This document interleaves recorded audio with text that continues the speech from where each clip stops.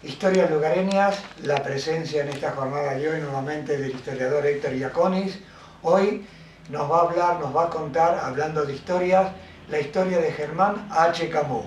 Héctor, bienvenido, buen día. Buenos días, Raúl. Un saludo muy grande a todos los oyentes. Como siempre, un placer poder compartir unos minutos con la historia de 9 de julio. Y bueno, y hoy recordando a una figura que creo que fue una de las más emblemáticas en lo que hace a la lucha por la cooperativización del servicio eléctrico el 9 de julio, entre otras acciones importantes que desarrolló, que fue Germán Camus. ¿Vamos a conocer la historia? Pero cómo no. Es un gusto a mí particularmente hablar de Germán Camus, y si me permite voy a contar una experiencia personal. Yo lógicamente no lo conocí porque él falleció 10 años antes de que yo naciera, pero lo conocí a través de otras personas. La figura de Germán Camus todavía estaba muy marcada en personas que habían sido sus contemporáneos, y precisamente don Ángel Rodríguez, que lo había conocido mucho, y Emilio Naudín, en infinidad de ocasiones, sobre todo Ángel, me transmitían anécdotas, vivencias que habían tenido con Germán Camus. Y yo llegué particularmente a admirarlo, a admirar la figura de Camus, y ver que era posible que, digamos, se pueda a las generaciones posteriores transmitir un modelo de vida, un modelo de entrega a la comunidad y de servicio como lo fue. Es decir, si yo tengo que, muchas veces me preguntan, ¿y qué figura destacada de 9 de julio? Bueno, figuras destacadas de 9 de julio hay muchas, sin duda, pero figuras como con un compromiso, con una entrega, con una vocación del servicio, ya ahí la lista se acorta. Y creo que esa lista, una de las figuras que la encabeza es Germán Camus. Yo en algunas oportunidades que he escrito sobre la figura de él, siempre he citado las palabras que lo definen a él, precisamente de Emilio Naudín, que había sido su compañero en esta lucha intensa por lograr que el 9 de julio tenga un servicio eléctrico libre de las exigencias del trust, es decir, o libre, mejor dicho, del monopolio. ¿No es cierto? El monopolio de las empresas de capitales internacionales que querían tener el control del servicio eléctrico. Germán Camus había nacido en 1906, era nuevejuliense, vinculados a la familia Camus Muremble, su mamá era Muremble.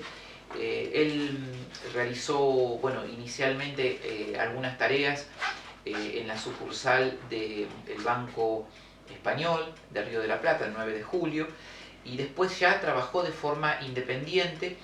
Estuvo asociado en algunos años con Espina y Quatorche, formando la asociación, bueno, Espina, Camus y Quatorche, para la fabricación de carruajes, realización de algunas manufacturas vinculadas con las carrocerías, la herrería, etc. Pero su mayor desempeño siempre estuvo vinculado con la empresa Villalonga de comisiones, y en la cual él se vincula, digamos, tempranamente, y que va a ser de Expreso Villalonga, va a ser su representante el 9 de julio. Se vinculó él también a las instituciones de una manera muy temprana y siempre de una forma muy activa. El Club Libertad la Comisión Directiva del Club Libertad le impuso a su biblioteca el nombre de Germán H. Camus. Lo tuvo desde prácticamente el origen de la biblioteca, ¿no es cierto? Porque la biblioteca fue teniendo diferentes fundaciones, por así decirlo, porque pasó por Impas y demás, pero la decisión de la comisión directiva de aquellos años de imponerle el nombre creo que fue un acto de gran justicia, porque precisamente fue uno de los dirigentes, de los más activos del Club Libertad. Presidió la comisión directiva del club en varias ocasiones, integró la comisión directiva, fue uno de esos socios y integrantes de comisión extremadamente diligentes, de una dedicación plena y sobre todo una dedicación que estaba apartada de los intereses personales. Donde él estaba para servir, ¿no? Lo demostró en su instancia en la cooperativa eléctrica.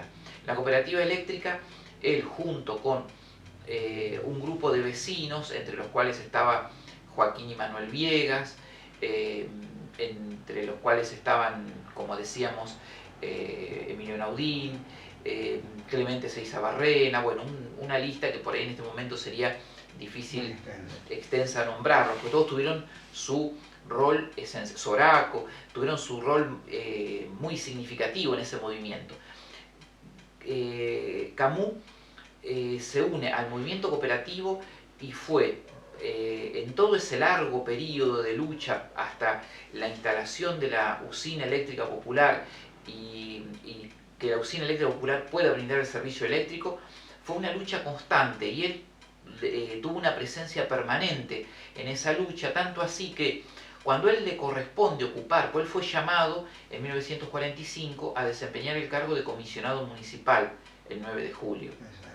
Como comisionado municipal lo tuvo como secretario a Emilio Naudín. Y ellos fueron los que realizaron desde la gestión municipal, ¿no es cierto?, la posibilidad del acercamiento más intenso a la cooperativa eléctrica, o mejor dicho, a la usina eléctrica popular, como era la denominación entonces. Pues, ¿qué ocurría? El Trust, la empresa eléctrica, o llamada Compañía de Electricidad del Sud Argentino, como toda empresa que quiere sostener su monopolio, se basaba, digamos, en muchas estrategias, entre ellas comprar la opinión pública de la prensa y comprar también, que muchos periódicos locales vendieron su opinión por una pauta publicitaria, ¿no es cierto?, con excepción de muy pocos periódicos que se mantuvieron fieles a la entrega y el compromiso con la cooperativa, y también el poder político, ¿no es cierto?, porque tengamos en cuenta que a sabiendas de la situación que tenía, digamos, el Trust, a sabiendas del mal servicio que prestaba y de la monopolización que manejaba, ¿no es cierto?, la municipalidad aceptó en la década de 1930 renovar el contrato. Y a comienzos de la década del 40, una gestión municipal, que no vale la pena mencionarla, diligenció todos los medios para favorecer desde el municipio, desde la gestión municipal, a la empresa esta que mencionábamos, capitales monopólicos, ¿no es cierto? Sin embargo, la presencia de Camus fue decisiva para generar ordenanzas claves que acercaran a los intereses de la comunidad la prestación del servicio eléctrico.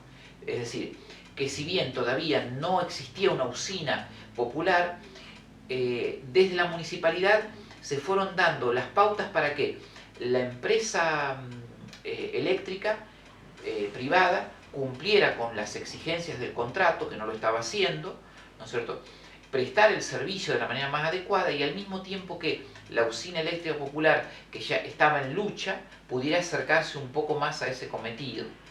Fue clave en la emisión de decretos. En ese momento no se emitían ordenanzas porque el Consejo, al ser un comisionado municipal, el Consejo no funcionaba, pero se emitieron decretos que fueron claves para darle, digamos, una figura más activa a este grupo de usina eléctrica popular que había nacido en 1930 y que habían pasado 15 años de lucha y todavía no se había podido lograr el objetivo, que se va a lograr recién a comienzos de los años 50, cuando se desconecte el primer alimentador del Trust o de la compañía y la usina pueda encender el primer servicio eléctrico. Por eso se va a dar recién hacia 1950, 51 concretamente, ¿no es cierto? Y va a ser un proceso que va a durar hasta 1952, porque los alimentadores se fueron encendiendo paulatinamente. Bueno, esa es otra historia que después la vamos a comentar. Germán Camus fallece el 5 de marzo de 1966. Como decíamos, fue intendente municipal, había sido previamente integrante del Consejo Deliberante también, y entre las instituciones que estuvo vinculada, como decíamos, estaba el Club Libertad, que además él integró dentro del Club Libertad uno de los primeros cuadros filodramáticos, es decir, fue también integrante de este, siendo muy joven, de un grupo que realizó teatro vocacional, y que, bueno, lo contó a él entre sus miembros. La vida de Germán Camus es una vida muy intensa. Hay testimonios muy interesantes que los hemos publicado en su momento y que, bueno, están disponibles para todos quienes quieran ahondar. Es una biografía interesante. Si alguien alguna vez tiene interés en estudiar una biografía vinculada con la historia del 9 de julio, la de Germán Camus es interesante, porque además de aportar datos sobre la historia 9 juliense, brinda auténticas lecciones de vida, que creo que pueden ser claves, sobre todo para las generaciones actuales. Un gusto haber compartido la jornada de hoy, recordando a uno de los tantos personajes en la historia del 9 de julio. Nos reencontramos la semana que viene. Muchas gracias, Raúl. Un placer como siempre.